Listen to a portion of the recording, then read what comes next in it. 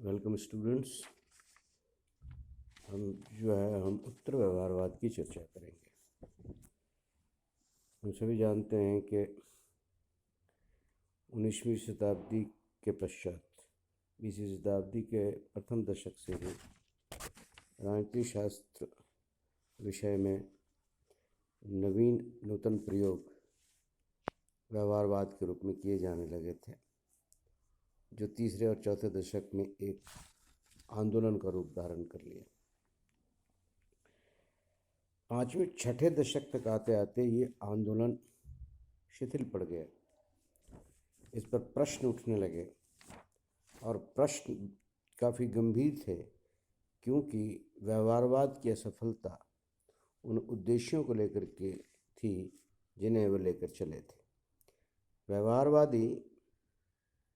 राजनीति शास्त्र को एक विशुद्ध विज्ञान के रूप में विकसित करना चाहते थे, लेकिन वह ऐसा नहीं कर सके। न ही मानव व्यवहार के संबंध में कोई निश्चित नियम प्रस्तुत कर सके, और इन सब के पीछे ये महसूस किया गया कि विज्ञान के रूप में विकसित करने की सनक ने व्यवहारवादी अध्ययनकर्ताओं को जो है वो समाज की वास्तविक समस्याओं से अलग कर दिया। मूल्य जिसके आधार पर समाज निर्मित होता है, विकसित होता है, उन मूल्यों की उपेक्षा करके उन्होंने जो भी अध्ययन किया वह एक बंजर या बैरन सिद्धांत के रूप में सामने आया, और इन सब विफलताओं के मध्य वह समकालीन परिस्थितियों में घटित होने वाली महत्वपूर्ण राजनीतिक घटनाओं की भी भविष्यवाणी नहीं कर सके। इन असफलताओं ने व्यवहारवादियों को अपने चिंतन या अध्ययन पद्धति पर रिव्यू करने के लिए मजबूर कर दिया, और इस प्रकार सातवें दशक आते आते व्यवहारवादियों ने ही अपने इस अध्ययन की प्रवृत्ति का मूल्यांकन करना शुरू कर दिया, और इस मूल्यांकन के परिणाम स्वरूप जो चीज़ सामने आई, जो परिवर्तन सामने आया, उस परिवर्तन को ही उत्तर व्यवहारवाद की संज्ञा दी जाती है। तो कुल मिलाकर के व्यवहारवादियों की विफलताओं ने व्यवहारवाद अपने उद्देश्य को पाने में जो उनकी कमियां रही, उसका जब उन्होंने मूल्यांकन किया और उन मूल्यांकन के द्वारा उन कमियों को दूर करने का जो प्रयास किया, उसी को जो है उत्तर व्यवहारवाद कहते हैं। डेविड ईस्टन ने ही उत्तर व्यवहारवाद के लक्षणों को समझाते हुए उसे कई भागों में वर्गीकृत करके एक्सप्लेन किया है, उसकी व्याख्या की है। सबसे पहले वो कहते हैं कि ये एक क्रेड ऑफ रेलेवेंस, जो प्रासंगिकता का सिद्धांत है, जिसमें प्रासंगिकता और कर्मनिष्ठता दो महत्वपूर्ण बिंदु हैं। इस दो महत्वपूर्ण बिंदुओं को वो कई और बिंदुओं में जो है बांट करके देखते हैं, और इस प्रकार से वह 7 बिंदुओं के अंतर्गत उत्तर व्यवहारवाद को समझाने का प्रयास करते हैं। पहली चीज़ जो वो कहते हैं इस संदर्भ में कि उत्तर व्यवहारवाद का प्रथम लक्षण है, विशेषता है कि तकनीक से पूर्व सार को महत्व दिया जाना चाहिए। अब तक क्या हो रहा था, सार के ऊपर तकनीक को प्राथमिकता दी जा रही थी। ये माना जा रहा था व्यवहारवादियों के द्वारा कि यदि तकनीक सटीक है तो ही हम एक ऐसे सिद्धांत का निर्माण कर सकते हैं जिसे हम वैज्ञानिक कह सकते हैं, और जिसके आधार पर आने वाली राजनीतिक घटनाओं की भविष्यवाणी कर सकते हैं। पहली बार इन्होंने यह स्वीकार किया कि तकनीक से पहले हमें इस बात को महत्व देना होगा कि हम अध्ययन किस चीज़ का कर रहे हैं। क्या इस अध्ययन का कोई महत्व है, इसका कोई सामाजिक सरोकार है? यदि ऐसा नहीं है तो फिर तकनीकी विशुद्धता के साथ किया गया अध्ययन भी किसी काम का नहीं है। इसलिए अध्ययन थोड़ा अस्पष्ट भी हो तो भी चलेगा, तकनीक में थोड़े से कॉम्प्रोमाइज़ करनी पड़े तो भी चलेगा, लेकिन अध्ययन की विषय वस्तु हमें निश्चित रूप से समाज के ज्वलंत समस्याओं को ही लेनी पड़ेगी। दूसरी चीज़ इसी को एक्सटेंड करके कहते हैं कि हमें अध्ययन के संदर्भ में सामाजिक परिवर्तन पर बल देना, क्योंकि व्यवहारवादियों पर एक गंभीर आरोप है कि ये यथास्थितिवादी थे, वो जैसी भी परिस्थितियाँ हैं उसको मेंटेन करना चाह रहे थे और उसमें किसी प्रकार के परिवर्तन का कि ना तो उनके पास विज़न था ना इनको वो देख रहे थे, जबकि समाज निरंतर गतिशील है, निरंतर परिवर्तन हो रहे हैं, लेकिन परिवर्तन की दिशा सकारात्मक हो, परिवर्तन की दिशा रचनात्मक हो, इस पर ध्यान रखने की आवश्यकता है। यदि परिवर्तन की दिशा हम समाज को नहीं दिखाएंगे जो निरंतर परिवर्तित हो रही है, तो समाज अपने रास्ते से भटक जाएगा और एक जो है ऐसा समाज निर्मित करेगा जिसमें मनुष्य का जीवन जो है डिफ़िकल्ट हो जाएगा, कठिन हो जाएगा। इसलिए समाज में परिवर्तन का अध्ययन इस दृष्टिकोण से करें कि समाज की जो परिवर्तन की दिशा है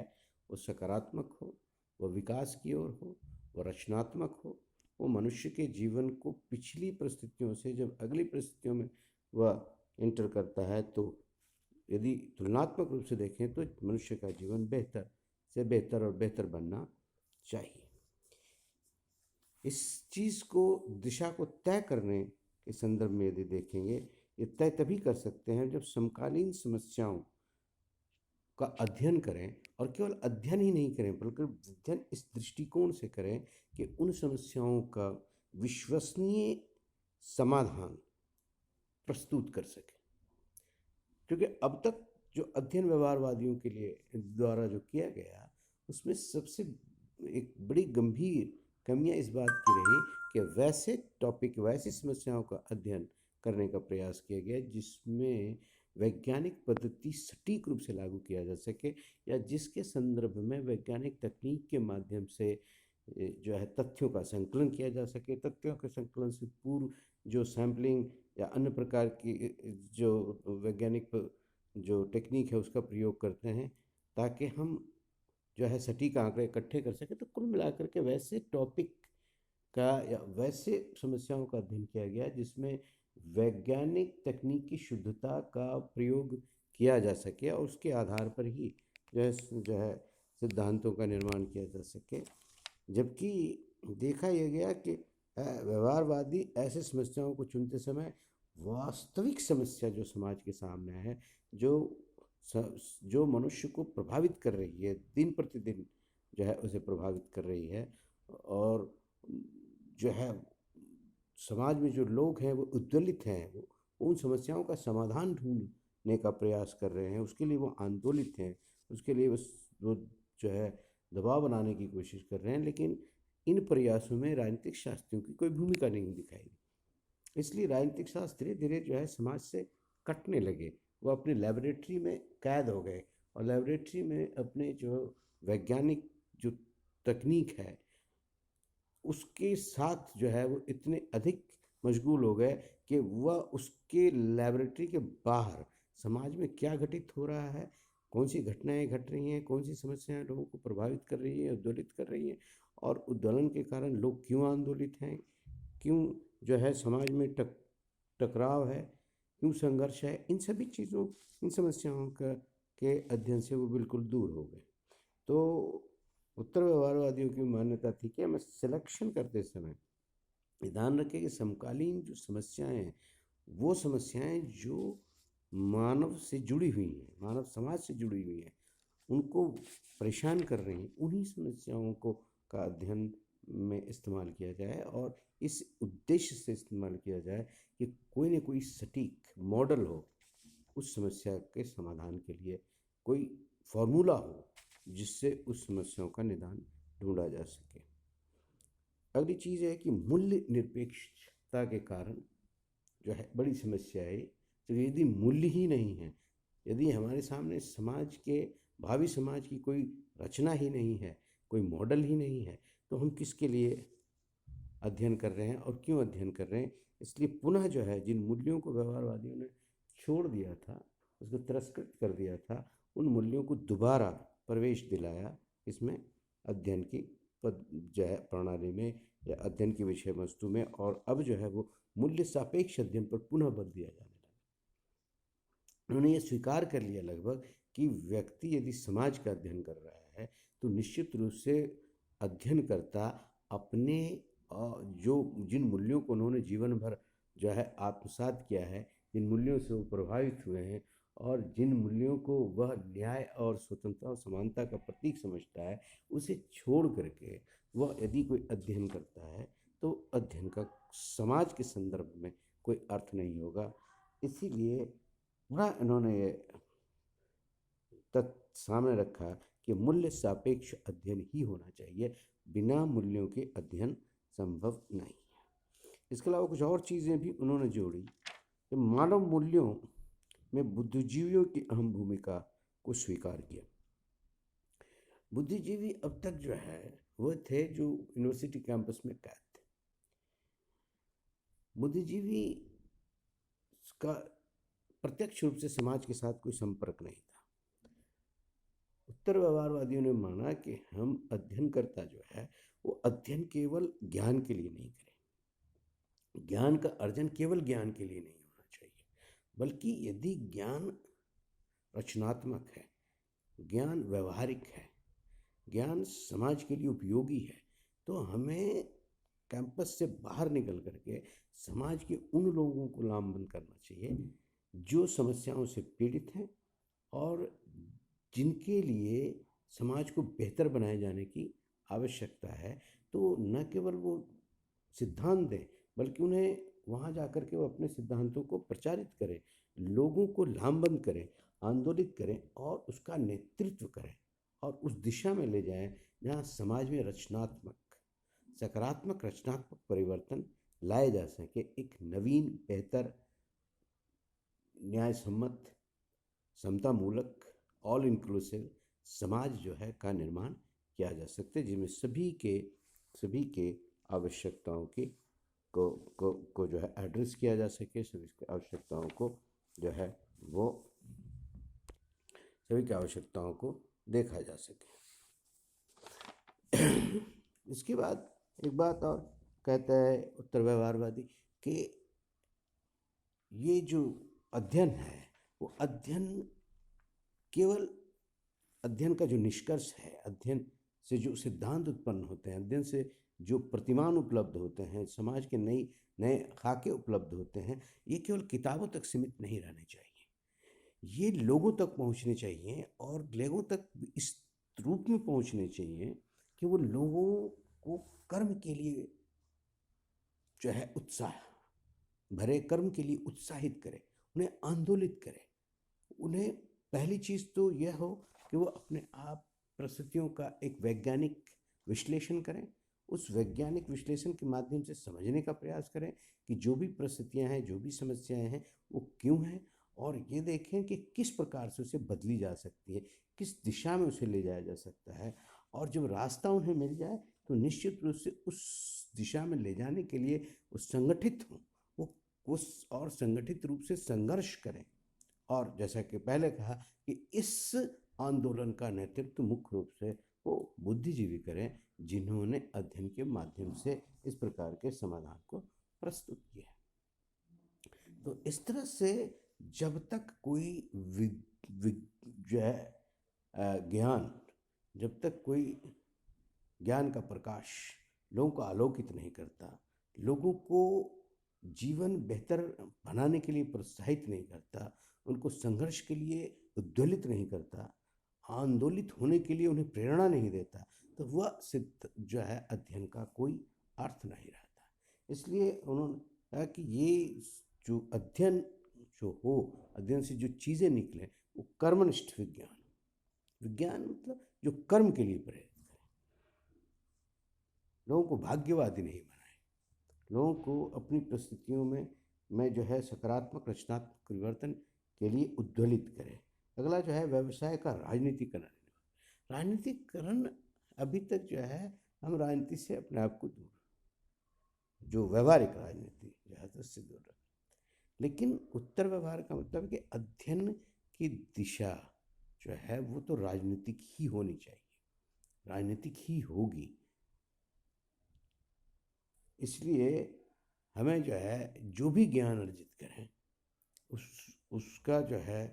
राजनीतिकरण हो, व्यवसायीकरण हो, ये बहुत ज़रूरी है। चूँकि जो ज्ञान हमारे पास है वो बंद नहीं होना चाहिए या वैल्यूलेस नहीं होना चाहिए, उसकी मार्केट में वैल्यू होनी चाहिए, मार्केट में मूल्य होना चाहिए। व्यवसाय का मतलब यह है कि मार्केटेबल होना चाहिए। तो इस तरह से इस सभी 7 बिंदुओं को इकट्ठा करते हैं तो कहते हैं कि 2 महत्वपूर्ण चीज़ें निकलती हैं। एक तो ये कि जितना भी अध्ययन हो, अध्ययन की विषय वस्तु से लेकर के अध्ययन के निष्कर्ष तक, समस्याओं को चुनने से लेकर के अध्ययन की पद्धति तक, ये सारी चीज़ें का केंद्र बिंदु ये है कि हम ऐसा ज्ञान प्रस्तुत करें जो समीचीन हो, जो प्रासंगिक हो। प्रासंगिक का मतलब क्या है? प्रासंगिक का मतलब है कि वह उस समय की समस्याओं का अध्ययन करे जो जिससे लोग प्रभावित हैं, और समस्याओं में जो के माध्यम से जो कमियां हैं उसको दूर करके एक बेहतर जो है भावी व्यवस्था की रूपरेखा लोगों के सामने रख सके। प्रासंगिकता का मतलब ये टू बी रेलेवेंट, है ना, प्रासंगिक हो, कुछ सार्थकता हो ना, कुछ अर्थ हो उसका। और दूसरी चीज़ है कि जो खाका हमारे सामने है भावी समाज का, बेहतर समाज का, उसको प्राप्त करने के लिए यदि मार्ग संघर्ष का भी है तो हमें संघर्ष करना चाहिए, कर्म करना चाहिए, और कर्म के लिए आंदोलित होना चाहिए। तो इस तरह से उत्तर व्यवहारवाद 2 शब्दों में सिमट जाता है, जो आपको कर्म के लिए प्रोत्साहित करे, और वो कर्म जो है एक आने वाले भविष्य की रूपरेखा के लिए हो या भविष्य के समाज निर्माण के लिए हो। उत्तर व्यवहारवाद हालांकि व्यवहारवाद की कमियों को दूर करते हुए जो है एक नवीन पद्धति, एक नवीन परिवर्तन करने का प्रयास था, लेकिन उसके बावजूद भी जो है इसकी आलोचनाएं की जाती हैं। कुछ एक आलोचनाएं बड़ी बड़ी सटीक हैं कि पहली बात तो यह है कि मूल्य और तथ्य संबंधी अंतर्विरोध यहाँ पाया जा रहा है। यहाँ पर तथ्य को भी महत्व दिया जा रहा है, मूल्य को भी महत्व दिया, जबकि हुआ क्या था, ट्रेडिशनलिज्म में, परंपरागत में मूल्य को प्राथमिकता दी गई थी, व्यवहारवाद में तथ्य को दी गई थी। यहाँ पर घालमेल करने की कोशिश की गई है, मध्यम रास्ता निकालने की कोशिश की गई है, दोनों को मिलाने की कोशिश की गई, लेकिन दोनों के बीच का जो अंतर्विरोध है उससे उबरने के लिए कुछ नहीं किया गया। अंतर्विरोध इसमें आज भी है। यह अवैज्ञानिक भी कह रहे हैं, क्योंकि चूंकि यदि आप तकनीक को छोड़ देते हैं, जैसे ही आप तकनीक को, चूंकि विज्ञान का आधार तकनीक है, अध्ययन की पद्धति है, यदि आप एक्सपेरिमेंट नहीं करते हैं, यदि उस कोई ऐसा ऐसा प्रश्न, आप ऐसा विषय वस्तु चुनते हैं जिसके बारे में वैज्ञानिक तरीके से आंकड़े संकलित न किए जा सकें, जिसका वेरिफिकेशन नहीं हो सके, सत्यापन नहीं हो सके, आंकड़े एकत्रित आंकड़े का परिमापन नहीं हो सके, या आंकड़े जो है वो सारणीबद्ध ना हो सके, सारी तकनीक के बिना वैज्ञानिक जो है किसी विषय को विज्ञान बनाना संभव नहीं। तो वापस हम विज्ञान से जो है दूर भटक रहे हैं, वैज्ञानिकता से अवैज्ञानिकता की ओर जाते हैं। ये गंभीर आरोप लगाए गए हैं। तीसरी बात ये कही जा रही है कि मूल रूप से ये उदारवादी मूल्यों का प्रतिनिधित्व करता हुआ दिखाई दे रहा है, जहाँ समन्वयवादी अप्रोच अपनाया गया है, और ख़ास करके केवल उस समाज की बात हो रही है जो उदारवादी प्रजातांत्रिक समाज है। जैसे है ना, तीसरे विश्व में जो नया समाज उभर रहा है, या फिर द्वितीय विश्व युद्ध में जो जो समाज था मार्क्सवादी समाजवादी, उसकी चर्चा इसमें दिखाई नहीं देती है। तो इस प्रकार से थोड़ा बहुत आलोचना इसकी की जाती है, लेकिन इसे ये अप्रोच इट्सेल्फ जो है वो समन्वयवादी है। वो ट्रेडिशनलिज्म और वैज्ञानिक जो पद्धति पर आधारित व्यवहारवादी व्यवस्था थी, उन दोनों के गुणों को मिला करके एक नवीन जो है नवीन धारा तय करने की बनाने की कोशिश की गई है। इसमें इसमें इसमें कमियां कम है। आज इतना ही, बाकी अगले क्लास।